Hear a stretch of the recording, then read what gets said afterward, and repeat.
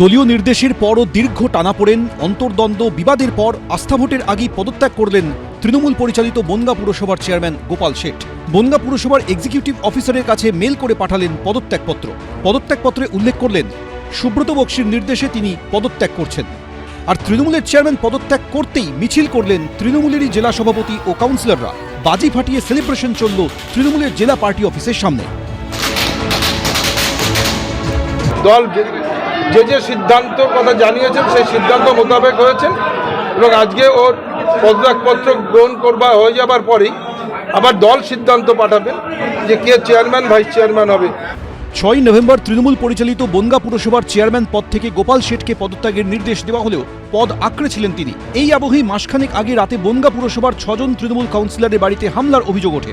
সূত্রে খবর, ওই দিনের হামলার কয়েক ঘন্টা আগেই বনগাঁ তৃণমূল জেলা পার্টি অফিসে বসে গোপাল শেঠের বিরুদ্ধে অনাস্থা আনতে 15 জন তৃণমূল কাউন্সিলরকে নিয়ে বৈঠকের আয়োজন করা হয়। সেখানে 9 জন সই করলেও বিরত থাকেন 6 জন কাউন্সিলর। তৃণমূলের একাংশ অভিযোগ করে বেছে বেছে সেই 6 জন কাউন্সিলরের বাড়ি লক্ষ্য করেই হামলা চালানো হয়েছিল সেদিন।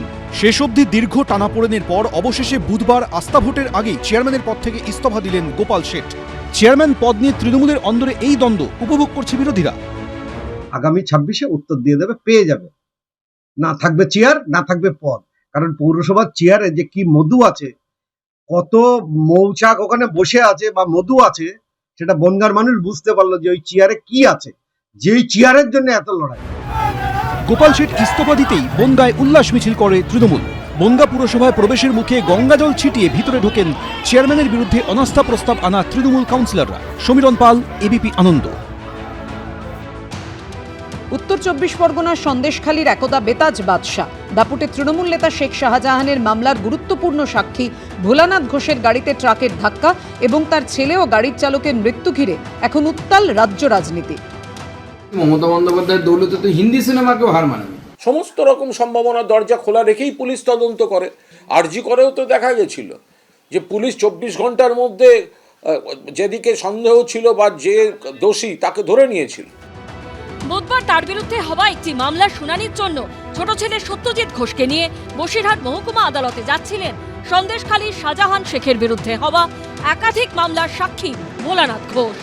রাস্তাতেই তার গাড়িকে ধাক্কা মারে বেপরোয়া গতিতে আসা ট্রাক। মৃত্যু হয় ভোলানাথ ঘোষের ছোট ছেলে এবং গাড়ির চালকের। এই ঘটনায় রাজ্যের আইন শৃঙ্খলার পরিস্থিতি নিয়ে প্রশ্ন তুলে সুর চড়িয়েছেন সুকান্ত মজুমদার। আমরা পুরনো হিন্দি সিনেমা এরকম দেখতাম যে ভিলেন সাক্ষীদেরকে গাড়ি চাপা দিয়ে মেরে দিত। আজকে তো সেই ঘটনা বাংলার রাস্তায় চলে এলো।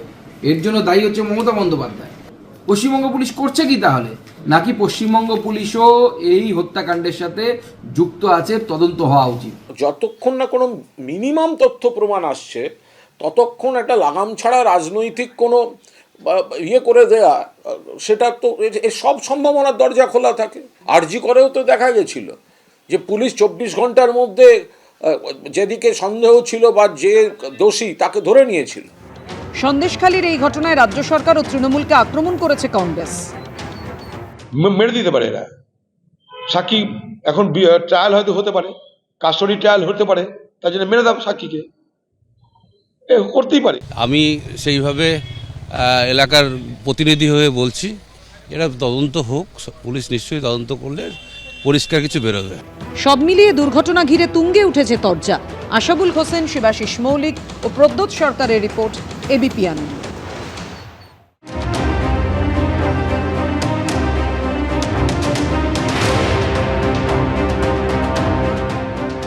দুর্ঘটনা না পরিকল্পিত হামলা? সাক্ষী হওয়াতেই টার্গেট? শেখ শাহজাহানের বিরুদ্ধে মামলার অন্যতম সাক্ষীর গাড়িতে ট্রাকের ধাক্কার ঘটনায় ইতিমধ্যেই উঠতে শুরু করেছে একাধিক প্রশ্ন। এই প্রেক্ষাপটে দুর্ঘটনার নেপথ্যে শেখ শাহজাহানের হাত রয়েছে বলে বিস্ফোরক অভিযোগ তুলে দিলেন শুভেন্দু অধিকারী। এটা শাহজাহান করিয়েছে, এই জন্য এই মামলা পশ্চিমবঙ্গের বাইরে নিয়ে যাওয়া উচিত।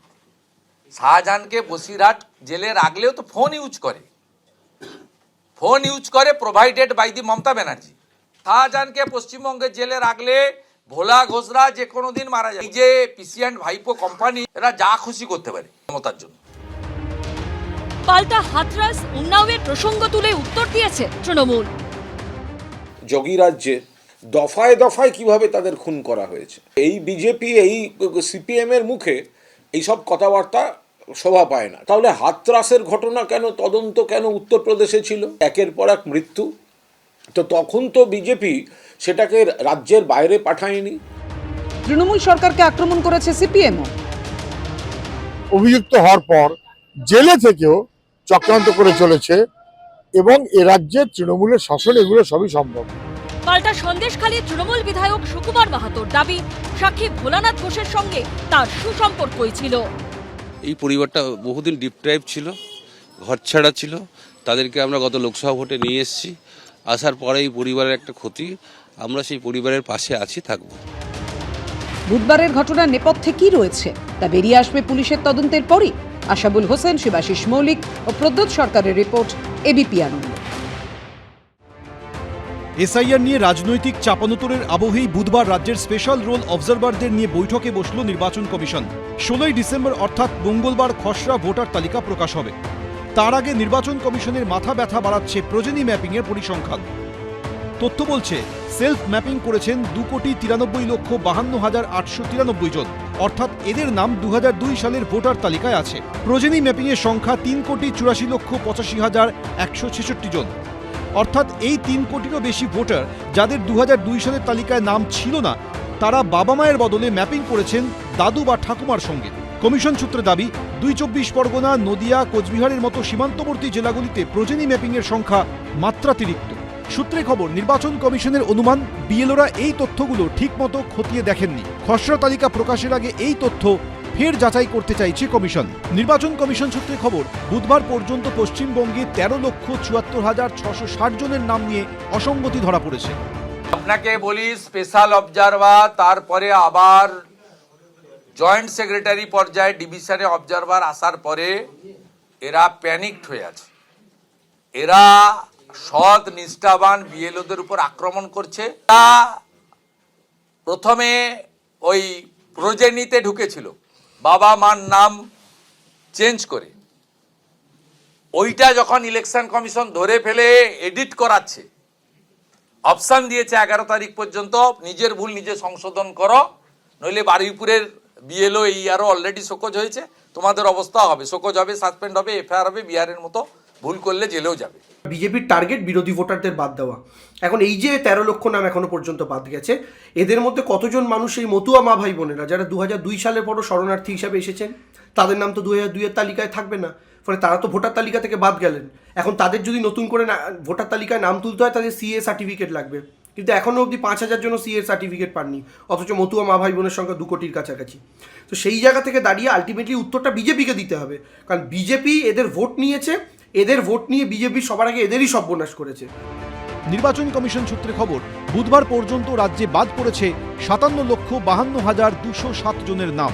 তার মধ্যে মৃত 24,14,750, ডুপ্লিকেট ভোটার রয়েছে 1,35,627, হদিশ মেলেনি 11,57,889 জনের এবং স্থানান্তরিত ভোটারের সংখ্যা 19,89,914। অন্যদিকে এবারই প্রথম রাজ্যের বহুতলগুলিতে ভোট কেন্দ্র তৈরির সিদ্ধান্ত নিয়েছিল নির্বাচন কমিশন। এ নিয়ে জেলা নির্বাচনী আধিকারিকদের থেকে রিপোর্ট চাওয়া হয়েছিল। সেখানে দেখা যাচ্ছে, শুধুমাত্র দক্ষিণ কলকাতার 2টি বহুতল ছাড়া রাজ্যের আর কোনো জায়গায় বহুতলের নাম রিপোর্টে দেওয়া হয়নি। এই নিয়ে কড়া অবস্থান নিয়েছে নির্বাচন কমিশন। বিষয়টিকে গুরুতর হিসেবে উল্লেখ করে মুখ্য নির্বাচনী আধিকারিককে চিঠি পাঠিয়েছে তারা। পাশাপাশি নির্বাচন কমিশনের নির্দেশ, নতুন করে জেলা নির্বাচনী আধিকারিকদের সমীক্ষা করতে হবে। 250টি বাড়ি কিংবা 500 জন ভোটার রয়েছেন এমন বহুতল, হাউজিং সোসাইটি, কলোনি, বস্তি এলাকায় সমীক্ষা করে প্রস্তাবিত ভোট কেন্দ্রের তালিকা জমা দিতে হবে। এই কাজ শেষ করতে হবে 31শে ডিসেম্বরের মধ্যে। নির্বাচন কমিশন জানিয়েছে, বারবার বলা সত্ত্বেও কোনো নতুন ভোট কেন্দ্রের প্রস্তাব পাঠাননি ডিইওরা। কমিশন এও স্পষ্ট করে দিয়েছে, সংশ্লিষ্ট এলাকায় পর্যাপ্ত ভোট কেন্দ্র তৈরি না করা গেলে তার দায় বর্তাবে জেলা নির্বাচনী আধিকারিকদের উপরই। রুমা পাল, শিবাশিস মৌলিক, এবিপি আনন্দ। এবিপি আনন্দ, এগিয়ে থাকে, এগিয়ে রাখে।